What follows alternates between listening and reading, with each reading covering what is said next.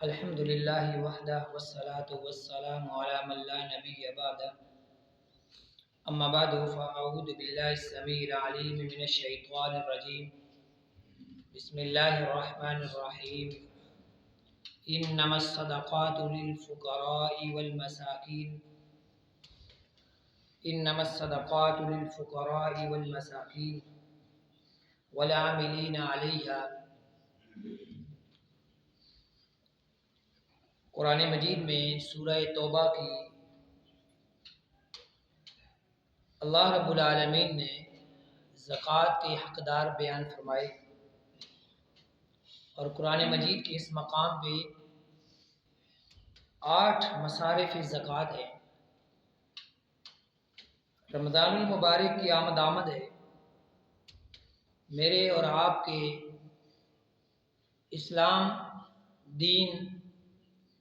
اسلام کے بنیادی ارکانوں میں سے ایک اہم ترین رکن زکوٰۃ ہے۔ قرآن مجید میں اللہ رب العالمین نے جہاں بھی نماز کا حکم دیا ساتھ تقریباً زکوٰۃ کو ٹچ کیا ہے۔ سورۃ البقرہ کے آغاز سے آخری پارے تک یہی قانون رہا۔ سورۃ البقرہ کے آغاز میں بھی اولئک علی ھدی من ربہم واولئک ھم المفلحون میں وَمِمَّا رَزَقْنَاهُمْ يُنْفِقُونَ کو شامل کیا، اور سورہ مومنون کے ابتدائی آیات میں بھی قد افلح المؤمنون، پھر اس کے بعد الذین هم فی صلاتہم خاشعون والذین هم عن اللغو معرضون والذین هم للزکاۃ فاعلون، یعنی زکوٰۃ دینے والے مومن کامیاب ہیں۔ صرف پوائنٹ یہ ہے کہ زکوٰۃ کسے دی جائے اور زکوٰۃ کا حقدار کون ہے۔ ہمارے ہاں زکوٰۃ کو اپنا ذاتی حق سمجھ کر کے اسے ہم اپنی مرضی سے استعمال کرتے ہیں، اور جو ہماری خوشامد کرے ہم اسے زکوٰۃ دے دیتے ہیں، اور جو عام آدمی ہو جو حقدار ہے، جس کے بارے میں سورہ بقرہ میں اللہ فرماتے ہیں لا یسألون الناس الحافا، لوگوں سے چمٹ کے سوال نہیں کرتا، وہ محروم اور محتاج ہی رہتا ہے، رمضان المبارک سے قبل بھی اور رمضان المبارک کے آنے کے باوجود۔ حالانکہ یہ رمضان سخاوت کا مہینہ ہے۔ رسول اللہ صلی اللہ علیہ وسلم زکوٰۃ سے ہٹ کر عام معاملات میں اتنی سخاوت کیا کرتے تھے، اور بالخصوص رمضان میں کہ تیز ہوا سے بھی زیادہ سخاوت کیا کرتے تھے، جیسے بخاری میں موجود ہے۔ ایک تیز ہوا کتنی سپیڈ سے چلتی ہے اس سے بھی زیادہ، یعنی اتنی بھی تشبیہ نہیں دی جا سکتی، یعنی جتنا آپ کے پاس جو کچھ آتا تھا کا کھائے نہ کھائے آپ اسے اللہ کے راستے میں غرباء کو فقراء کو لٹا دیا کرتے تھے۔ تو اللہ رب العالمین نے صدقات میں، زکوٰۃ میں، خیرات میں جو سب سے اہم قانون رکھا ہے وہ آپ جانتے ہوں گے، ذوی القربیٰ، کہ جو آپ کے قریبی لوگ ہیں، برادری کے لحاظ سے، آپ کے ساتھ رہنے کے لحاظ سے، آپ کے ساتھ اٹھنے بیٹھنے کے لحاظ سے، آپ ان سے واقف ہوں کہ اس کے حالات کیا ہیں۔ عموماً ہمارے ہاں بڑے بڑے سرمایہ دار لوگ زکوٰۃ دیتے ہیں، لیکن ان کے ذوی القربیٰ برادری کے خونی رشتہ دار محروم رہ جاتے ہیں، یا ان کے اپنے جو خادم ہیں وہ محروم ہو جاتے ہیں۔ میں ایک مثال اکثر دیا کرتا ہوں کہ بینکوں کے اندر آپ دیکھیں اربوں نہیں کھربوں نہیں ان گنت روپیہ دولت ہے، لیکن اسی بینک کے باہر گارڈ خیرات کے لنگر سے کھانا کھا رہے ہیں۔ کیوں؟ کہ تقسیم کا طریقہ کار غلط ہے۔ اس کی تنخواہ اتنی ہی رکھنی ہے جو ایک معاشرے کا بت بن چکا ہے، وہ ٹوٹنے نہ پائے۔ یہی حالات ہماری مساجد کا ہے کہ مساجد میں ایز اے مسلمان ہم نماز پڑھنے والے ارب پتی لوگ آتے ہیں، ہم نماز نہ پڑھنے آئیں گے، جمعہ تو پڑھنے آئیں گے نا انشاءاللہ، لیکن اسی مسجد کا امام اور خادم روپیے کو ترستا ہے، دیکھتا ہے کہ مجھے کوئی بندہ راشن دے جائے، مجھے کوئی بندہ 400-500 روپے دے بھیجے تاکہ میرے گھر کا سکر چل جائے۔ ایک مسجد کی بات نہیں ہے، پورے پاکستان کا یہی حال ہے، شاید باقی ہندوستان کے ممالک کا بھی یہی حال ہے، کیونکہ تنخواہ ایک بت بن چکا ہے، اتنی محدود کہ اس سے روزگار اخراجات پورے کرنا بڑا مشکل ہے۔ تو زکوٰۃ کے اندر سب سے بنیادی جو معاملہ ہے وہ یہ ہے کہ آپ اپنے اردا گرد نظر ماریں، آپ کے جاننے والے، آپ کے چاہنے والے، آپ کے اردا گرد رہنے والے وہ کس حال میں ہیں، ان کی زندگی کی آمدن کیا ہے اور اخراجات کیا ہے، اور انہیں زکوٰۃ ضرور دیجیے۔ اور جس بندے کے پاس زکوٰۃ کا پیسہ نہیں ہے، صدقہ ہے، خیرات ہے، نوافل ہے، یہ نفلی صدقہ کرنا بھی تو سنت ہے نا، یہ بھی تو قرآن کی ترغیب ہے، 20 آیات میں اللہ نے نفلی صدقے کا حکم دیا ہے، وہ بھی انہیں دیجیے، انہیں لٹائیے، تاکہ وہ بھی رمضان المبارک میں اپنے گھر عزت کے ساتھ اپنے معاملات چلا سکیں۔ یقیناً ہر بندے کی خواہشات ہیں۔ سورہ توبہ میں اللہ رب العالمین نے جو مصارف زکوٰۃ بیان کی وہ 8 ہے۔ انما الصدقات للفقراء والمساکین والعاملین علیہا، کہ کون کون ہیں؟ سب سے پہلے فقراء، عام لوگ جو فقراء ہیں، جن کے پاس زندگی گزارنے کے معاملات تنگ ہیں، وہ قرضے اٹھا اٹھا کے پریشان کن حالات میں اپنے بیوی بچوں کے اپنے اخراجات پورے کرتے ہیں۔ فقیر آدمی، تنگ دست آدمی، محتاج آدمی جو جائز ضروریات پوری کرنے سے بھی قاصر ہے، غریب آدمی، اسے دیجیے۔ مساکین والعاملین، اور یہ تو آج اس دور میں نہیں ہے، یہ وہ تھا کہ جو اسلامی حکومت کی طرف سے نمائندے مقرر ہوتے تھے جو لوگوں سے زکوٰۃ وصول کیا کرتے تھے، انہیں اخراجات اسی سے پورے کیے جاتے ہیں۔ اور اس کے بعد والمؤلفۃ قلوب مؤلفۃ القلوب کون ہے؟ وہ مسلمان جو نئے نئے اسلام قبول کرنے والے اور تنگ دست آدمی ہیں، انہیں مال دے کر کے ان کی گردنوں کو مضبوط، ان کے دلوں کو مضبوط کیا جائے تاکہ وہ واپس نہ پلٹیں۔ اور ایک فرمایا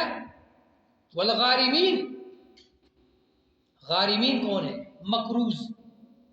یقیناً ہمارے معاشرے میں اگر ہم نظر دوڑائیں بہت سارے لوگ ہیں کہ جو مقروض ہیں، اور جانتے ہیں نا قرضہ شہید کو بھی معاف نہیں ہے نا، پڑھا ہے نا حدیث میں، صحیح البخاری میں حدیث موجود ہے، رسول اللہ جنازہ پڑھانے سے قبل پوچھا کرتے اس پہ قرضہ تو نہیں ہے، اور قرضے کا معاملہ حل ہوتا تو اللہ کے نبی جنازہ پڑھایا کرتے۔ ہمارے ہاں تو قرضہ لینا دینا ایک آج بہت بڑی حق و باطل کی جنگ بن چکی ہے، کہ پہلے قرضہ دینے والا سوچتا ہے کہ میں اسے دوں، یہ واپس بھی کرے گا کہ نہیں کرے گا، اور اس میں پھر 2 طرح کے لوگ ہیں، کچھ تو جان بوجھ کے واپس کرنا چاہتے ہی نہیں ہیں،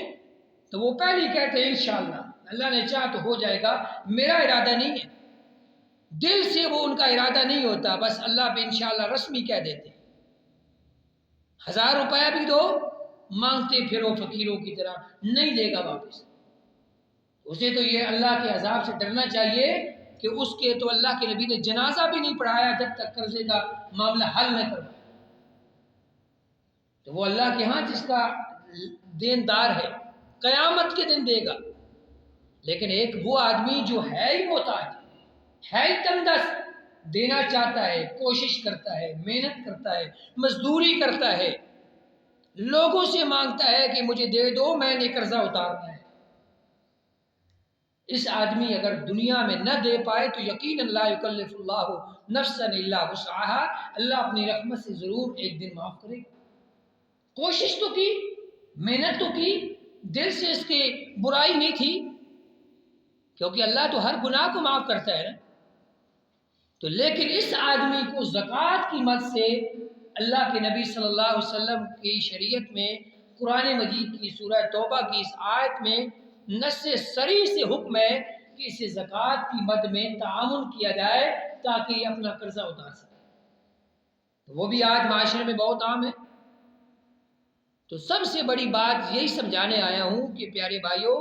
رمضان المبارک کی آمد ہے، اس میں آپ کا صدقہ، آپ کی خیرات، آپ کی زکوٰۃ، چاہے وہ نفلی ہو یا فرضی ہو، کوئی بھی صدقہ آپ کا حقدار کو جانا چاہیے۔ اور اگر آپ کو پتہ ہے کہ میرے پاس تو نہیں ہے لیکن فلاں بندہ حقدار ہے، آپ اپنے عزیزوں کے ذریعے، آپ اپنے دوستوں کے ذریعے نیکی کی سمت میں ضرور ان سے تعاون کریں، سفارش ڈالیں۔ اس پر میں نے کچھ ٹائم قبل ایک درس بھی دیا تھا کہ اگر کوئی بندہ کسی کی رہنمائی نیکی کی طرف کرتا ہے اسے بھی برابر کا اجر ملتا ہے۔ اور صحیح بخاری میں حضرت معاذ بن جبل رضی اللہ عنہ کو جب رسول اللہ نے یمن کی طرف بھیجا تھا گورنر بنا کے، تو آپ نے انہیں کیا حکم دیا تھا؟ اے معاذ تؤخذ من اغنیائہم وترد الی فقرائہم، کہ جب تو زکوٰۃ ان سے لے گا نا، انہی کے مالداروں سے لے کر کے انہی کے غریبوں کو دینا۔ یہ نہیں کہا کہ وہاں سے اکٹھی کر کے مدینے لے آنا اور ہم خود تقسیم کریں گے، نہیں، فرمایا تجھے رسول اللہ نمائندہ بنا کے بھیج رہے ہیں، وہاں سے لے کر کے انہی کے فقراء کو دینا، یہ زکوٰۃ کا اصل مقصد ہے۔ ہمارے ہاں کیا ہوتا ہے، بڑی بڑی تنظیمیں آتی ہیں، مال اربوں روپے بٹورتی ہیں، اپنی گاڑیاں چلاتی ہیں اور ان کے لیڈر عیاشیاں پالتے ہیں اور جا کر کے جناب لے جاتے ہیں، اور حکومت بھی یہی کرتی ہے، بینکوں سے کٹوتی کر کے۔ کبھی آپ نے عام بندے کو دیکھا ہو کہ حکومت سے اسے زکوٰۃ ملی ہو؟ وہی افسران کھا جاتے ہیں، ان کے مشیر کھا جاتے ہیں۔ چند لوگوں کو کہیں کسی کا تعلق نکل آیا سفارشوں سے، کسی ایم این اے سے، کسی ایم پی اے سے، اسے 5,000 6,000 10,000 مل گیا، بڑی بات ہے، ورنہ مجھے تو کوئی نظر نہیں آیا آج دن تک کسی نے کہا ہو کہ مجھے حکومت نے اس دفعہ زکوٰۃ کی مد سے میرے ساتھ تعاون کیا۔ نہیں کرتے، کیونکہ وہ ساری زکوٰۃ جس طرح یہاں مذہب کے نام پہ کاروبار ہے، وہاں بھی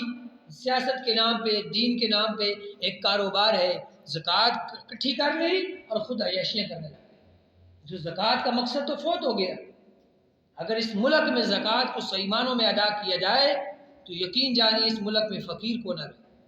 کیونکہ اللہ نے یہ جو تقسیم رکھی ہے نا فقیر اور امیر کی، مالدار اور محتاج کی، یہ تقسیم اس لیے نہیں رکھی کہ فقیر اللہ کے ہاں وہ ناشکریہ کرتا رہے اور تنگ دست ہو کے حرام کی طرف لپکتا رہے، یہ اس لیے نہیں رکھی۔ اس لیے بھی نہیں رکھی کہ امیر عیاشیہ کرتا رہے، بلکہ اللہ نے اس لیے رکھی کہ تاکہ مالدار آدمی وہ زیادہ مال ہو کے اللہ کا شکر ادا کرے گا اور وہ خرچ کرے گا، خرچ کر کے پھر اللہ سے اجر کمائے گا، اور غریب آدمی کو تاکہ غریب آدمی بجائے اس کے کہ بھیک مانگتا رہے، تنگ دست زندگی گزارتا رہے، وہ مالدار سے زکوٰۃ صدقات خیرات جو اس نے اللہ کے نام کا دینا ہے وہ اسے دے گا اور اس کا بھی چولہا چل جائے گا۔ جبکہ ہمارے یہاں تو اس کو سمجھا ہی نہیں گیا، تو باہر کا بھی ہمارے اس ملک کا نہیں بلکہ اس پورے معاشرے کا ایک ناسور ہے کہ جسے ہم نے بالکل سمجھا ہی نہیں کہ اس کو ہم نے توڑنا کیسے، ہم نے اسے تقسیم شریعت کے اس اصول کو کیسے کرنا ہے، لاگو کیسے کرنا ہے۔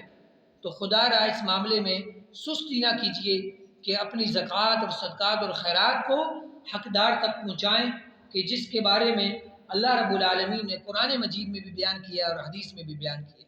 ورنہ کل قیامت کے دن یہ غرباء کے، یہ مساکین کے، ان کے ہاتھ ہوں گے،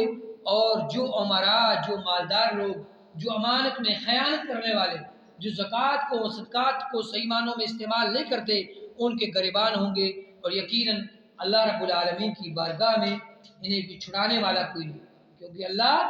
ذو انتقام ضرور بدلہ لینے والا ہے۔ اللہ تعالیٰ مجھے اور آپ کو شریعت اسلامیہ کی منشا کو سمجھنے والا، عمل کرنے والا اور اسے آگے لوگوں تک پھیلانے والا بنائے۔ وما توفیقی الا باللہ علیہ توکلت و الیہ انیب۔ السلام علیکم۔